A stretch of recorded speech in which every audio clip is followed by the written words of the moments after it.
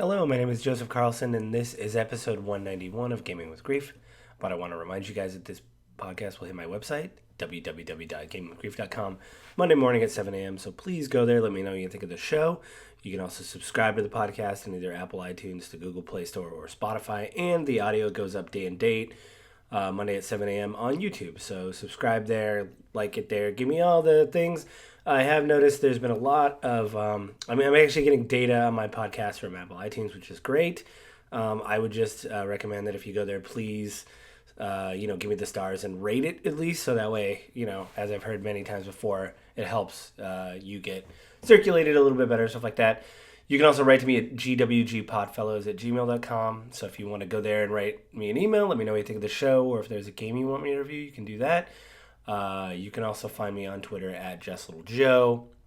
I think that's it. So I'm just doing this intro really quick. As you know, on my podcast, I played D&D a few times. Actual live play things that I did. And I like D&D, and I've talked about it before and how I use it to unwind. And also, there's a new campaign that came out in Dragonlance that I think would be great for the pod. It specifically has to do with grief. And stuff like that, and I was kind of blown away by that. But lately, at the end of December, January, somewhere around there was a big controversy around D&D and how it handled creators, and that was the OGL. And I'll basically get into all that. I'm having Avin on with the Grief of Politics, because we always do talk about that on the Grief of Politics, about how these things in politics affect real people. And, if this is Gaming with Grief, if you are making your livelihood off third-party creations for D&D, before it was royalty-free, so you could charge whatever you wanted. You didn't have to report it to Wizards. That was in the original OGL 1.0. Well, now there was a leaked draft, like I said, in late December, early January, of how they were updating it. And it basically means that the revenue you take in, you would have to report that to Wizards. And there was several other conditions on there that Avin and I will talk about. But I just wanted to give you this intro really quick. So Avin and I are going to talk about what we think about the whole drama. We'll go over it a bit. And I'll have an outro after this. So, wait a couple seconds. And this is the cool interview we do.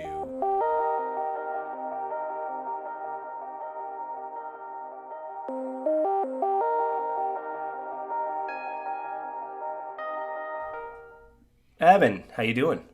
How's it going? I'm doing good. How are you today, sir? I'm good. I sent you a bunch of stuff on the OGL. You've seen or read some of it. I mean, really, to catch people up, I just want to. A lot of this stuff has been talked about online. So basically, it was the idea that they were going to change the OGL Wizards of the Coast from 1.0 to 1.1, and there was like four main things that were kind of stood out in the document. And one of them was them getting royalties. They wanted to start asking for royalties for third parties, which you and I talked about. Seems reasonable. And I've seen, there's a guy I watch online, his name's Cody. His channel's D4. He does like character deep dives and stuff. He doesn't make his own content. He's just like, hey, I've looked over this. This would be the coolest thing to do for a wizard or whatever. And he said, this is, for him, he said it makes sense that they would want to do royalties, because I think in the agreement it says, hey, we're not going to do this in 2023. It's going to be 2024. So you have a whole year to basically, prepare for us to take royalties. And, if it falls under a certain amount, you don't have to pay them royalties. It's the big people, the big dogs, that have to pay them royalties. So to me, that seems reasonable. I think so. Yeah, I mean, the other thing I think, the next part, which set a lot of people up, was that they can change the deal or renegotiate the contract with each individual creator at any time. So, and you would only have 30 days to comply. Mm-hmm. And so a lot of people are like, wait a minute, like I'm hiring artists. I have a print date. We have PDFs going out. Like, I have so much going on. I cannot just like in 30 days say, oh, let me change everything that I'm doing, So, I mean, in my line of work, I could literally get a call in the middle of the day and then just be done. Yeah. So. Yeah, and then I think. Go ahead. Not me personally, but like our company, like whatever contract we're on, like our client could just be like, yeah, we're not happy, so go home. You're like, great. All of the temps that we've hired, all of that's just over. So, there is a balance to that, and I understand, like, oh, it's not desirable, but I mean, let's be honest, they're not going to close up shop because of it. At least anyone that's making high enough in the dollar figures. Well, Well, part of the would even want to charge them fees. well, the thing with the royalties, which you and I agree with, is like, okay, they're going to start charging royalties. One of the stipulations in there is that it's revenue, it's not profit. So if you're doing a Kickstarter and have revenue, you still are paying people and paying shipping costs. It doesn't have to do with profit. So you could actually be in the red even if you have a successful whatever launch. You could still be in the red because it's revenue, it's not profit. So welcome to the world of business. You got to factor it in, especially when you're using someone else's IP and licensing rights.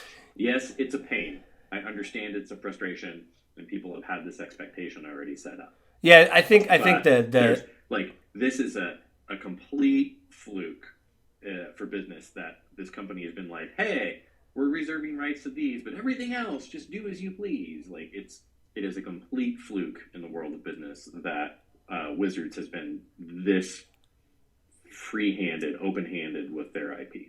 Yeah. I also heard some rumblings online of people that were like, there was a guy supposedly that worked for them while they were drafting it, and he said, I think this idea is bigger than Wizards. Like, this whole thing of telling a story and having rules, like, it's like, I don't just want a corporation to control it. It's a community thing. You want the community to have some stake in it. So them creating the OGL was a way for them to have more people contribute in a way. And, a lot of creators have talked about that, there's been a correlation between how D&D has exploded and third-party content because that same person, Matt Colville, I'll shout him out. He does really good things. He's been a writer on shows, and he worked. I think he worked at D&D, but he's done a lot of stuff. He said basically, they knew they couldn't produce enough products, to satiate everybody, and so that's one of the reasons why the OGL has been so successful. Is there's other creators out there saying we'll fill in the gap of whatever, Even the legal video you sent me on YouTube, he played a clip from someone else who's already talked about. Yeah, that was Matt Colville. Coming from. That was him. That was Matt Colville. Okay, yeah, and that was almost verbatim for what he said. So basically, I was just going to reaffirm what you were saying, not realizing I was talking about what you were talking about. Talking about the same guy. Now, the other item of contention, I think this is a big one, is that Wizards basically could take your work, like they own in perpetuity your work, if you're making it a third party. And if you look at Wizards' response, they say that was never their intention. But I don't know why they would write that line in the thing. If you look at Wizards' response, they actually explain what they were intending to do in that clause. I have it. I had it up right here. I have it. They don't want people to make NFTs. They don't want people to make blockchain games, Web3 games. Under the new OGL, you will own the content you create. We won't. Any language you put down will be crystal clear and unequivocal on that point. The license-back language was intended to protect us and our partners from creators who incorrectly allege that we steal their work, simply because of coincidental similarities. As we continue to invest in the game that we love and move forward with partnerships in film, television, and digital games, that risk is simply too great to ignore. I haven't read the actual clause, and also I am not a lawyer, so I may not interpret it correctly. But I think there's going to be a revision of language in whatever the final one is. Yeah. And it's interesting. You and I, when we originally talked about this, you had brought up like, hey, they there was this leak and it's horrible. And it sounds like reading their response that like they intentionally released it to other creators or media for review. What I heard behind the scenes, and this is being verified, those are people I watch that I trust, they said they're coming out with stuff because they want to protect people's identities. But what happened, this all came about because Wizards basically had a meeting with content creators and handed them these contracts and said, this is the new OGL. And so they were like, what? And they were all... I guess there was like a feeling in the room of like, because Wizards like, well, you cannot sign it, and they were like, can we not really? Like there was this feeling of like writing on the wall, like, well, I guess like we, like this despair of, I suppose, and so that's how I think some of these documents got out because there was a contract attached to this OGL. So like a lot of people pointed out when Wizards in their response said, well, these are just drafts. It's like you don't attach a contract to a draft of a legal document, Like these are actual legal documents that you would, because then that would, I would imagine, cause a lot of legal problems if it's a draft. Because you could say, well, this is a draft, I signed it, but it's useless or whatever. Like you haven't finalized your language, so we could do. So there's no way that this was a draft if it's true. Like a lot of people are trying to verify this. Like D&D Shorts, I really like him. He's a Brit. He said that he's trying to verify a lot of this information now, some videos, but there's some people behind the scenes that are like, no, we were handed these contracts. And apparently some people did sign it. And if they signed early, they got, it was less of a percentage. They had to pay less royalties, basically. So it's like a sweetheart deal of like, if you sign now, you only have to pay 15% and not 25 or, 10 and not 20, whatever it is. Yeah. Well, and what they said was royalties up to 25%. Yeah. So if that's the case, right, royalties up to 25% could mean like, hey, if you cross that threshold of 750,000, then like it's scaled. Yeah. Right. Yeah. So, if you're a small creator but you're making a decent amount of money, and 750,000 a year in revenue is pretty stinking good. Yeah. For a small creator. So if you're doing $750,000, maybe it's again, that's revenue though. That's not profit. Like you have to pay people and stuff like that. Correct. But if you're also making that level of income, right? Like you're a small operation. You're not giant. So, you've got maybe some artist and yourself, but it's Critical Role is probably the one example of what I think, what I heard. Again, this stuff has to be verified, but they really, I think, like a month ago, and I'll bring in Magic into this, it was probably before the first of the year, Hasbro had a investors meeting and they wanted to monetize Magic more and D&D. And I mean, you play Magic, and so you've seen that. You could probably talk more about that. But what I've noticed on my end is like, man, there's a lot of stuff coming out for Magic, and I can't keep up with all this stuff. So I think a lot of people. Oh yeah, no, the Magic community has a lot of grumblings going on. Like, hey, you're producing way too much stuff. It's really hard for us to keep up. I mean, it's cool stuff. I talk to our friends that I do our every other week Magic night with, and there's cool things coming out. I think the biggest frustration is monetizing. For decades, Wizards has promised like, hey, we're never going to reprint these things to maintain their value. Oh yeah, the cards. And yeah, there's a select amount of cards that are like off limits. They will never be reprinted. Yeah. Oh wait, no, we're going to reprint them in this whatever they're calling it, like Legends re-release or something. The secret layer. Well, there's $1,000 a card. Yeah, there's like the secret layer drop, crazy. And they do like the anniversary drop and stuff like that. I mean, I've watched it a little bit because I was like, oh, those cards look cool, but like, it's random, just like everything else. I don't think you get bespoke cards in those drops still, so you don't know what you're getting and you're paying. Well, yeah, but you're getting these small set of previously banned reprints. Yeah. Which, for a lot of people in the community, particularly people that are collectors, like that's a big, like, WTF, guys. Now, Wizards is owned by a larger corporation. I don't know when that transaction went through, but I think Wizards has been making sort of this pivot, sort of transition towards being a little bit more profit-centric for a while. That was because they're owned by Hasbro, and that was they literally had an investor thing, and they said, we need to monetize D&D more.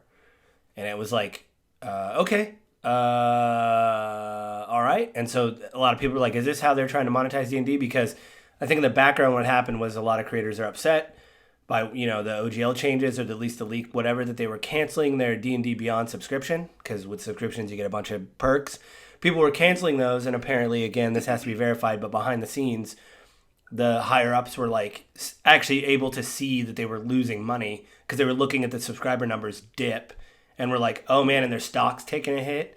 So a lot of creators like, hey, it's working. Now there's like all the people I watch that do D&D content are like, let's talk about other RPGs we want to cover, like it's like, publicly it's not a very good look to, I mean, I understand like wanting to update the whatever, but like, I think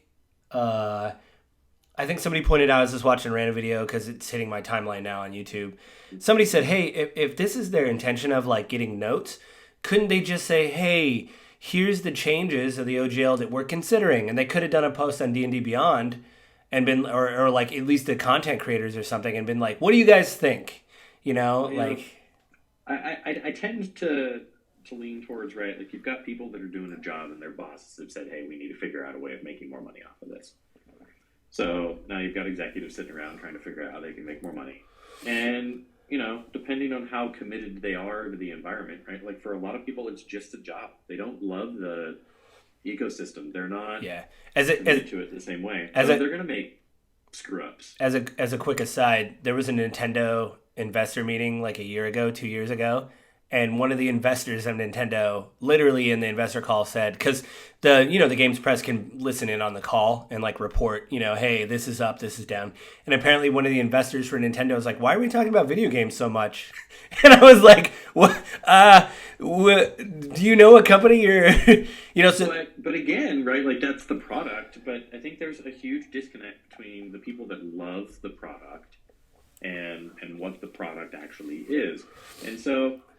Right, like you run into this sort of space where people that don't care about D&D, like their attorneys and a large amount of their marketing people maybe or their analysts like could give a crap about D&D or Magic, right? Like they're just in there doing a job trying to make this company profitable. Yeah. So yeah, I could totally see them being tone deaf because they're not connected with how much people love this history and this this environment. So I'm not surprised by the faux pas, right? We get this kind of crap from businesses all the time. Yeah. In the world we live in, right? Like what's that? The old saying of capitalism gonna capital, or whatever, capitalism gonna be capital. Like it's. Yeah. I mean, you could easily say that, and it sucks because this is a product that is deeply loved by the people that are involved in it, that play it. The community around it, the creator environment around it has grown and has exploded. I would really question how many creators are bringing in $750,000 a year. Yeah, I think that probably a handful of people. So people getting really bent out of shape about that. I think it's just naive. And if you're making $750,000 in revenue, Joe, not profit, in revenue, I get the difference between revenue and profit. If you're making $750,000 a year in revenue and your margins are so skinny that bringing in a 10%, 15%, or even a 25% royalty is going to collapse your business, you shouldn't be in business. Yeah, I think what was good about that language is it said, hey, we're not going to do this till 2024. So you, as a company like Critical Role, they have a production staff. They can go, okay, so this is where we see our channel. This is our overhead. They could crunch the numbers and say, okay. And strangely enough, I guess Critical Role released kind of a lot of people were negative about it. I think a lot of people pointed out they probably signed tons of contracts because they've, like Matt Mercer's written books for D&D, like official D&D books, and they have their own press. And so I'm not going to fault them if you're contractually obligated to there may be a clause in there like you can't disparage Wizards of the Coast or whatever. Non-disparaging clause. So that must have been a rough. Yeah, that must have been like a really rough statement for them to draft because they did say a thing of like, "Hey, we're with the community and we've always been with the community. We want people to tell stories." And people were like, "This is crap," and I'm like, "They probably are." There's got to be some. If not, right? Like they get it, right? Like you understand that Wizards is in business to make money. It's not in It's not a not-for-profit that's around to entertain people. Yeah. It is a business that exists for profit, and that's the world that we live in, right? Like it's just the nature of it. So, yeah, suddenly being charged for 25% royalty. You've got a year to pivot. It's going to change pricing structures. It's going to change how people. Maybe staff, maybe it'll cause some layoffs for some of these smaller creators. Or maybe it just means that they're going to take less margin on it. Well, they make less money. Well, also, so there's a lot of like third-party creators now that are like, fine, like we'll make an open, like Paizo that makes Pathfinder, they're a direct competitor to D&D, and those people used to work for Wizards of the Coast, and they split off and did Pathfinder, and it's very profitable. It's very successful, and they basically released a statement and said, hey, we're going to work with a law firm, like basically a third-party entity, and we're going to create an open role-playing game content or whatever, and the orc, and basically it's totally open, and it won't be controlled by us, so we can't step in and mess with it. This will be done by a third party. It'll be completely open, and so like I even talked to my group. I was like, hey, have you guys heard of this? What's been going on? Because we were going to start a game in a week. And they said, yeah, but it's really weird. It doesn't really affect us. But like, and I said, well, the way I'm looking at it is there's people that I follow that I enjoy their content. And if they can't make money, that makes me sad. I go, but two, like there is other games out there. And you don't just have to play D&D if you don't want to play. And like you said, there's a passion. There's a movie coming out in a couple months. And I'm going to go see it because I think that I'm reserved. It could be good, it could be bad, but based off of the last one, I'm like, Oh yeah, what was that? The Sci-Fi Channel one with there was two of them. There was like I think it was Sci-Fi or whatever. That villain, the bald head guy. He came back for the sequel, but he was the only one. It was a new group of event. It's like they didn't have a lot of money for the first one, and I watched the second one, and they had less money. So if you can imagine that movie. I didn't even realize that they'd made a sequel. Oh yeah, my coworkers wondered. He's like, you gotta watch it. I got it on DVD or whatever. It was not. It was one of those. Those movies you're like, I felt bad because he let me borrow it, and I had to watch it in like 20-minute chunks because it was like I did like take a break because it was like I gotta get through this somehow. Anyway, I mean, I like you said, there's passion in the community, and I think for me, Yeah. I understand. I mean, not upset, but I understand this is how capitalism works. I still want to support, like a lot of people worked hard on that movie. Like that's the thing with all this is like there's stuff with Harry Potter going on. There's a game coming out. People don't like J.K. Rowling now. How do you buy the game with something that you like, but you find maybe the creators, you don't like the creator? How do you separate the art from the artist? My thing is like, yeah, no matter what problem I have with Hasbro and everything, I did tell my group, like, hey, I want to try their games. And they were like, yeah, I'm totally cool with that. Let's do this, and maybe we'll try other games. But I still want to support, like, the movie and stuff like that. Like, it looks fun. And those people making the movie, I mean, at least the creators, they seem to love D&D and grew up with it. So, it sucks. But it's like, plus all the fan content, they said, there's, like, a different fan bucket. So, like, live streams, cosplay, art, all that is on the fan tab, so you could still do all that and you're not affected by the changes in the OGL. Like that'll remain. So you could still do live plays, you could still do, dress up like your favorite character, probably not one of their characters, but so there's still like an avenue for you to enjoy the hobby without interacting with the I think the biggest, most concerning items in 1.1 was that appearance that they were going to own people's creation.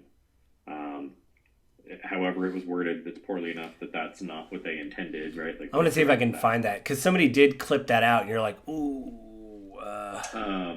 You said there was 4 items in it, so we've discussed royalties. Yeah. A lot.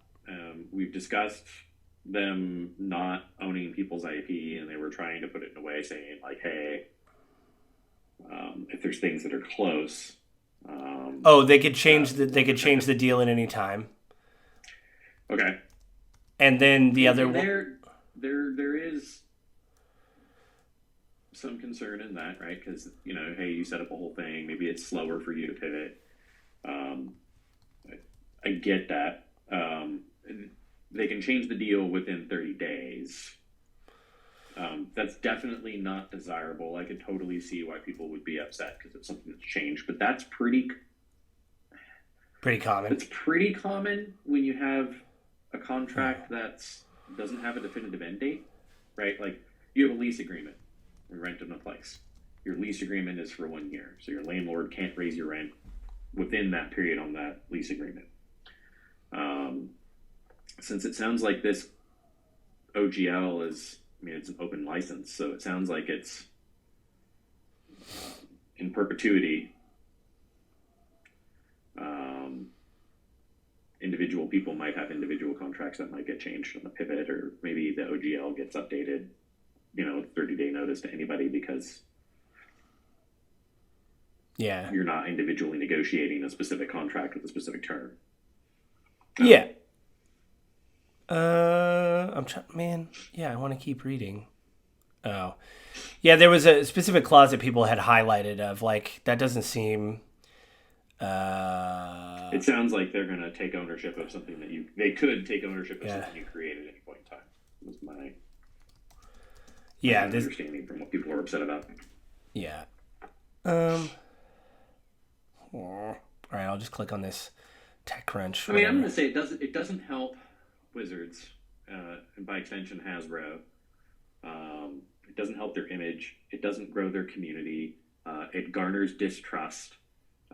We live in a very different world for like corporate communications now than we did, even 10 years ago. Like everything is out there and open. Everything is discussed ad nauseum. There is so much conversation about stuff that it is. It is paramount that businesses be as transparent as they can possibly be, or they're going to suffer this level of backlash. We see it right all the time. Right here. It says, if you accept OGL 1.1, you're granting Wizards of the Coast a perpetual, irrevocable royalty-free sub-license down Still TechCrunch. That means they have the forever right that you cannot revoke to use your work without additional royalty. The section of license is more detrimental to creators than the monetary part of the license. The OGL affects third-party creators of game materials. Podcasters are covered by fan art, so that doesn't matter. But he is still concerned about how changes at Wizards of the Coast could trickle down. The fan policy contains a clause that says Wizards can shut down individual projects of creators that they deem harmful to Wizards brands. So that's a change from, is what it sounds like. So I think what it is too, it's like the individual. Like before it was like, well, since it's open, as long as you don't use these things, I mean, they probably have like, Critical Role would probably get in touch with them of like, hey, we're going to come out with a source book, help us out. But like individual creators are like, hey, I just want to make a Ranger subclass. They probably didn't have to get a hold of Wizards.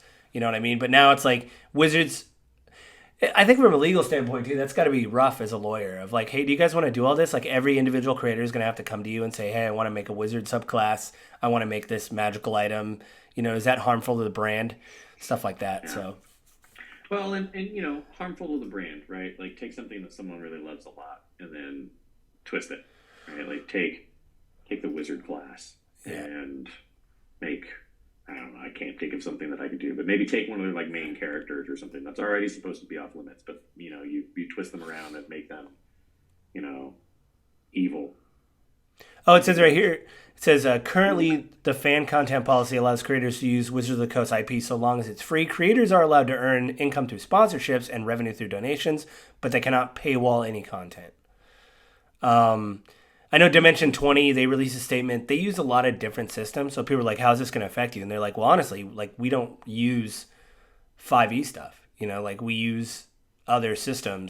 To kind of bring this back, I think what it is like a lot of stuff. I think it will affect creators, and I guess my love of D&D and telling stories goes beyond Hasbro. So, and I guess everybody has to make that decision for themselves. A lot of people out there are saying, hey, I'm not going to support D&D anymore. They totally have the right to do that. Or there's other people going, I don't know. I mean, part of me wants to wait until they release their official OGL. They haven't reworded it and re-released it yet, so part of me wants to see what their official response is going to be for,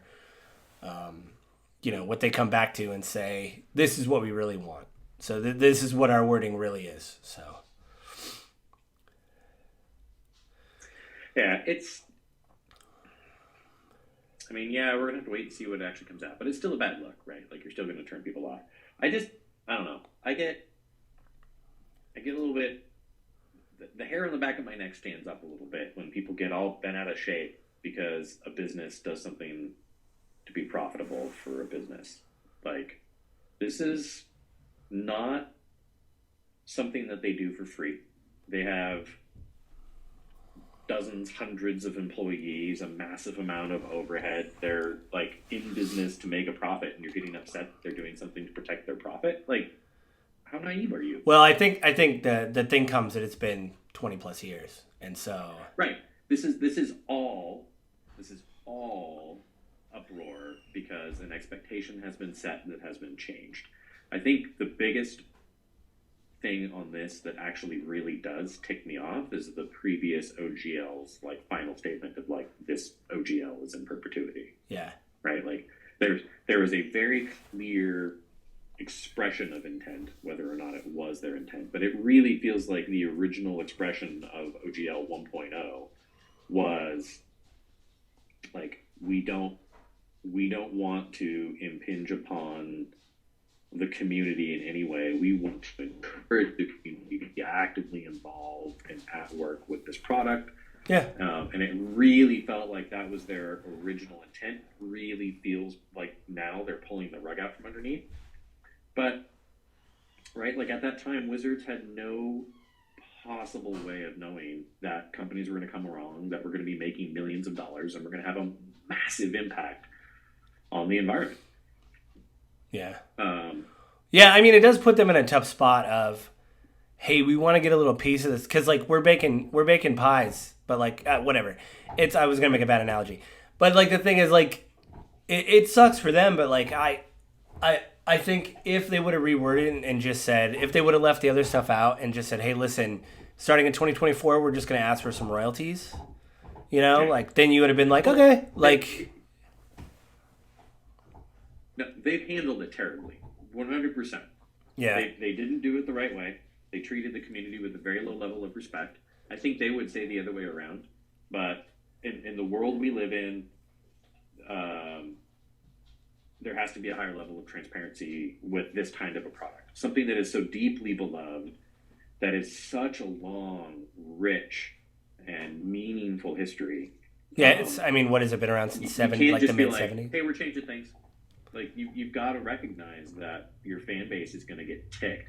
And Wizards is going to pay the price for it.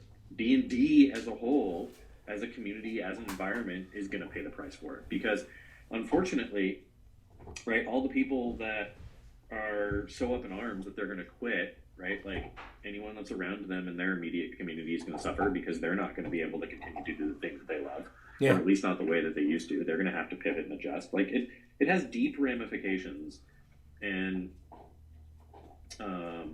Wizards didn't do a good enough job. And then they put out this other piece like, hey, here's what we're trying to do. But they didn't come out in person and be like, we're really sorry, guys. Like, we're trying to do this. The language was probably not done well. Like, we did not handle this well, but we really don't want to hurt this. We love this product. We love our community, right? Like, they didn't have any of that. There's no empathy. There's no humanity. It's all just press releases and lawyers. Yeah, and then, a lot of people were upset at it's like the last couple, like the one about them, like at the end of this, there was like a part at the end where it was like, oh, they like a lot, oh yeah, I think this should have been cut out. A couple of last thoughts. First, we were able to release we won't be able to release the new OGL today because we need to make sure we get it right, but it is coming. Second, you're going to hear people say that they won and we lost because making your voices heard forced us to change our plans. Those people were half right. They won and so did we. I think a lot of people online are like, what? Like that. Why would you, what? Yeah. I'm with you on that. Oh, well, you sent me that meme from, what was that, Ragnarok or whatever, when he's like, hey, guys, like the Jeff Goldblum, like, we did good, right? Like, well, apparently, again, this has to be verified, but behind the scenes, they are seeing a dip in subscriptions, and they apparently somebody came out and said they work for Wizards and they're like an artist, and they said, basically, I feel that we've been hearing from the higher-ups that the customers are basically barriers to their wallet. And, like, that's how they really feel. They don't really feel like it's a community, whatever. Like, they want to make money, but you want to have, like, that warm whatever. But now it's like, no, they're just ATMs for us. And by them doing all this, it's just getting in the way of us, sucking them dry. Like, so, Simon Sinek, start with why. Think of the customer first, right? Like, in the world of real estate, so many real estate coaches always talk about, think of your client first. There's so many different places in the world of sales where people are like, no, like, solve a problem for your client. Think about your client. Think about your customer. What is it that your customer wants? What is it that your customer needs? And if they're looking at their customer as an ATM, then they're not. Yeah. No, I think for me, like, it's normal. Yeah, I mean, you and I. I mean, we've had really good. Like, I've had really good interactions with like different products and stuff like that, and I'm like ride or die. Like, hey, something broke, somebody came out and replaced it or fixed it, and then I've had bad interactions where I'm like, I don't want to support this, and so this is something where it's like, And then a lot of people have talked about, so let's say they change all this language and you're like, okay, this is copacetic or whatever. There's a lot of people in the community that are like, but this was their intention. So when are they going to pull the trigger on these other things? You know what I mean? Like how is this a ticking clock of like, you know, like, or did they honestly learn their lesson and they're like, oh no, we've got to be way more careful because like if we do this again, even if it is solely a capitalistic drive, if they've learned their lesson, like, hey, if we do this again, we're going to hurt our bottom line. Yeah. Because I would hope that they've learned that lesson, that maybe they will do it again, but it's going to be 20 more years down the line when there's no one left at the company that remembers this screw up. Yeah. Well, also too, a lot of creators, and I don't know how much this is, but if behind the scenes they really are seeing those subscriptions dip and their stock keeps going down, and a lot of creators, that's going to be a pretty sizable dip. Yeah, and the creators are saying, keep at it. You know, we're doing well. Don't whatever. If they see that dip even more, they'll be like, dude, we don't want to like. What did somebody said in a meeting years ago when I was in a meeting at a cabinet shop? They were complaining about breakage because literally stuff does fall off the truck, especially when you're trying to go up to a second story window with a forklift. And I watched one go down off a second story and nobody was hurt. It was way in the open. And I was in a meeting with a new owner and he said, should we start charging these installers when a cabinet breaks? And the plant manager at the time said, whoa. He said, you're literally, jumping over dollars to pick up nickels. Like, if that happens, we just make a new cabinet. That's just the price of doing it. And the owner, it was a family-run business, and he would come into the office with my boss and I several times and go, can you guys just get this in production? Like, just write this job down. It doesn't matter. They've been a customer for years. They just want this added thing. Just do it, and we'll send it out. We'll have somebody install it. Like, that's customer service of, like, we're not going to charge someone for these parts. And he probably paid the installer out of his pocket, you know, of like, hey, just go take care of this really quick. And, like, that's the kind of community you want to foster because the customer will remember that. Like, hey, they sent a guy out to do this, and I didn't pay anything. You know, like, I'm definitely going to think of them next time They owned their mistake, and they made it right. Yeah. And what you're running into with Wizards right now is they're sort of half-handedly owning their mistake. Like, oh, yeah, no. You won and we won. Finished. Yeah. But, like, we both won, right? Like, and you know, I mean, the language in that is just awful, period, right? Like, 1-1. Like, this isn't a competition, right? Like, you're not in a fight with us. Like, we're your customer, and we're saying we're pissed off about this thing.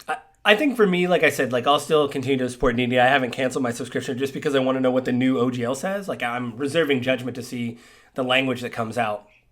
And like I said, my love of D&D goes far beyond Hasbro. But I do think that they handled this really poorly. And I think there's going to be a lot of, like, meetings of, like, what do we, because it's like, listen, you guys probably don't care about this, but, like, if we do right by these people, like, I think Matt Colville in another video, or no, maybe it was that same video you saw with the lawyer one, where he talked about how they produce products and they can't produce enough. And, like, that's why the third-party people, they're like, there's a community aspect of this of, like, hey, you're going to lose money, but you're gaining, a community and love that, like, when they release dice, they will buy your dice. You know what I mean? Like, it's like the smallest thing. Hey, we got a cloth map of the Sword Coast. Oh, man, that seems kind of expensive. I'll get it. I bought their officially licensed dice sets from different sets. And even though I got them at launch, I'm like, well, this is a lot of money for dice. You get a map and stuff like that, but I like them. And it's like, yeah, because I like this place. I support them. Is it a little bit more? Yeah, it is. But, I like it. So I'm a sucker for a map. So it's like, it comes with a map? Yeah, even my wife makes fun of me. She goes, I know you're going to buy it. It's got a map. You're going to just go buy the thing with the map. So, I don't know.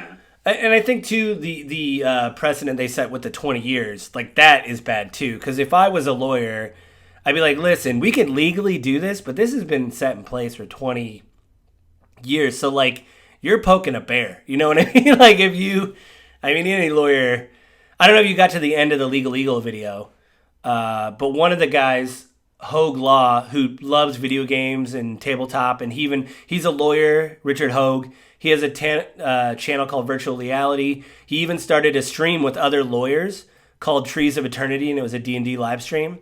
So he loves games, but he also gives like the Blizzard Activision deal in gaming, he gives like a legal breakdown of that stuff.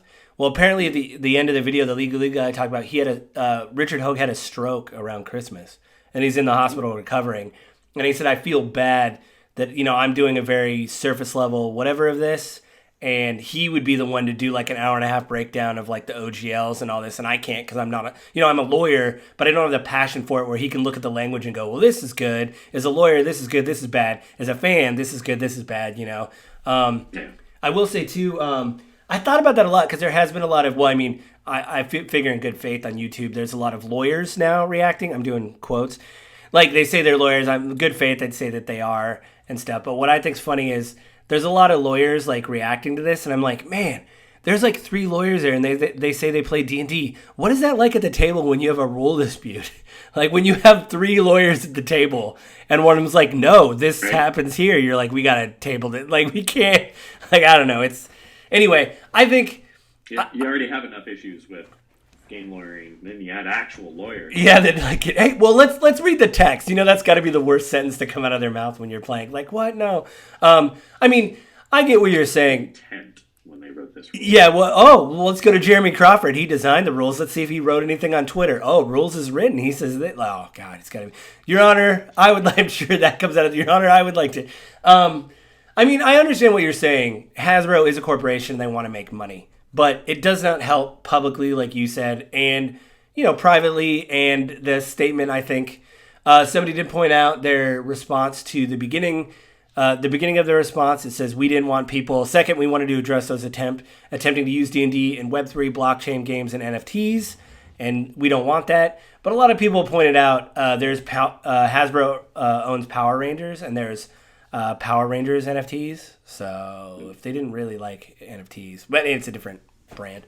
I do feel for those creators where they're like, we're trying to do best by the community. We've had this we've had this deal for 20 years, and now you're just saying nope. And I think the fourth thing at the end of the podcast, the fourth thing was that by this deal by this text becoming legal or whatever, it revokes 1.0. So there was some language early on that said you can sign either 1.0 or 1.1. But at the end of 1.1, it says by you signing this, or not signing this, but by this being the new OGL, the last OGL is revoked. Meaning you can't just say, hey, I just want to sign the 1.0. I don't want to sign with the 1.1 or whatever. So that was the thing where people were like, oh, so you're just taking everything away. Like, it's not like we have the option to, because there could be people like, hey, you know what? I'm crazy. I want to try the 1.1 and see if I can make it work.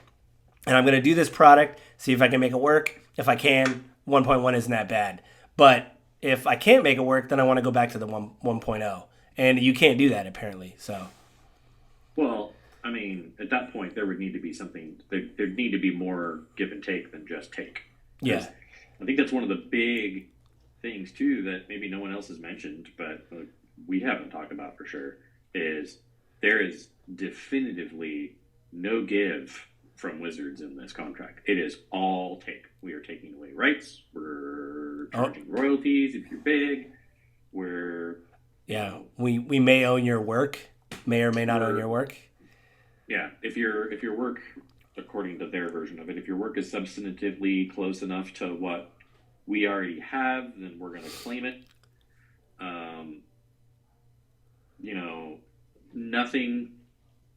Nothing in the new OGL is like, hey, but like in exchange for these additional royalties or these other things that we're doing, like we're going to add a new marketplace for creators, or we're going to create a creator liaison group where like we work with you and review your stuff. And they actually already have that. It's called the DMs Guild, and apparently it's their store. And I haven't looked into that, but a lot of creators are like, yeah, you could do that, but they're kind of turning everything into the DMs Guild, because you could publish stuff because of the OGL 1.0 on your own. You didn't need the DMs Guild, but obviously Wizards would take a cut if you're in the DMs Guild. But that was all licensed stuff of like, hey, we've cleared this, you can use it on whatever, and they allow it to be used like in Adventure League and stuff like that, which is their version of live play. I've done Adventure League. Some things are off the table, some things are on the table. The way I understand it, the DM's Guild, some of that stuff is, some of the stuff isn't. Well, the point I'm making is there wasn't anything like coming back out like, hey, like we're expanding this. Like, the community is a big part of D&D, and so like we're going to invest into this with this extra revenue, which will also bring in extra revenue for us. Like, we want to grow this out, but instead, it's just like, hey, we're just going to take everything, take back all the stuff that we've given you because we realized like we overgave. Yeah, I mean, I think we're both in agreement that it was like you said, it was handled poorly, and I think that it's going to be rough. I think for the next couple weeks, especially if they release the new OGL and what that's going to say. Again, I didn't cancel my subscription or anything because I just want to see. I want to see what they say, and then I want to see maybe those online lawyers talk about, what they thought about it and stuff like that. So, yeah. So, well, Avin, thank you for joining me for this weird crossover of the Grief for Politics and this. I know we talked about this. Like I said in my intro, Gaming with Grief, there's a lot of people worried right now. And so this is going to affect people, and it is leaked. It isn't official. But by them releasing the statement, it's not good, basically. And it's going to cause a lot of people, kind of undue pain and suffering in a minor way. Not like physical, but like, financial and... Oh, I can't hear you. You totally... It's going to create fear. It's going to create doubt, right? It's, it's frustrating with this thing that you love where there's sort of this wake-up call of like, I really love this product, but you don't think of D&D as a product. No, yeah. We don't. It's a game. Yeah. Right? And for Hasbro, they think of it as a product, just like, I don't know what other IP games they own, but we'll use like Chutes and Ladders or... I think they own Monopoly, and they own a lot of stuff. Monopoly. Clue, or, I think. Power Rangers collectibles and other things along those lines, right? Like, Hasbro thinks of it like a product, but D&D is more than a product to people. And the consumers of that product, it is community, it is friendship, it is, life routine for so many people in the D&D community, right? Like, it's every week or a couple times a week. They get together with their friends and they break bread and they play games and they laugh and they cry and they have these huge adventures where they get to escape from their life for hours, and you invest time and energy and emotion into this thing, and it's not just a Power Rangers collectible.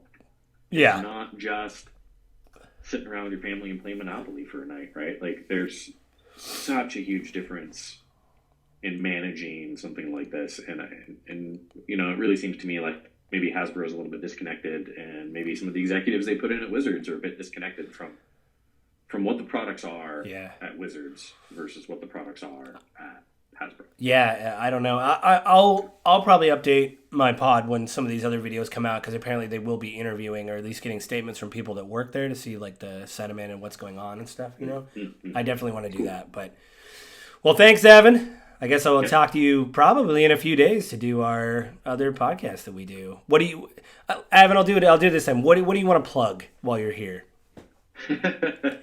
We always do. Well, as always, your agent guide. Check me out on YouTube. Check out my website. I have a real estate side business with the primary focus of helping people find actually good, talented, and professional real estate agents in their area. It's important. I'm very passionate about that, but also am a real estate agent here in Snohomish County, Washington. So anyone that lives up here that's maybe looking to buy or sell a home, I can help with that too. Or if you just have a question. Yeah, and again, your videos are, I've said this many times, but I do like that they're short. When's the last, were you taking time off for the holidays? You haven't done a video in a bit? Yeah, I haven't made a video since we went to Japan. I got back from Japan, got sick, then had... you had to re-up your license.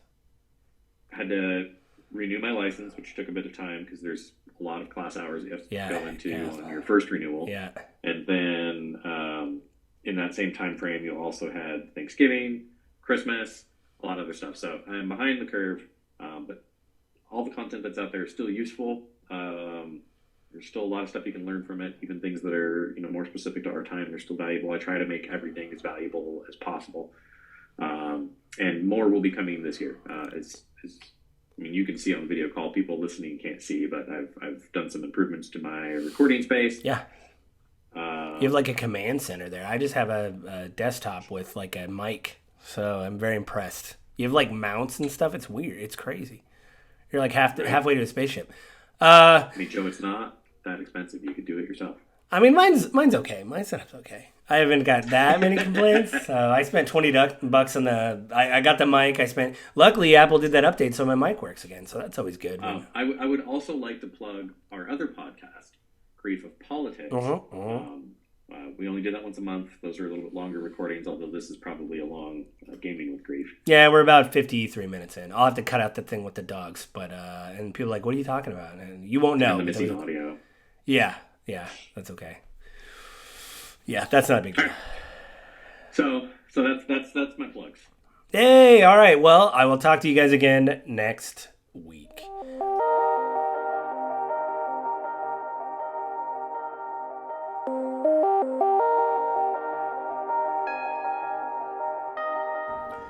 That was it. That was our talk on the OGL.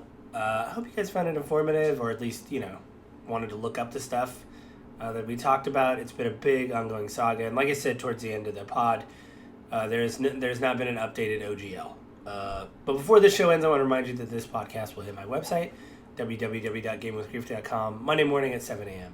So go there, leave a comment, let me know what you think of the show. You can also subscribe to the podcast in either Apple iTunes, the Google Play Store, Spotify, and you can listen to the audio day and date, Monday at 7 a.m. on YouTube. Go to those places. Give me the likes, the stars, all that kind of stuff. You can also write to me at gwgpodfellows@gmail.com. Let me know what you think of the show, or if you use a suggestion, let me know there. You can also find me on Twitter at JustLittleJoe. So, like I said before, you guys have a good week, and I'll talk to you again next week.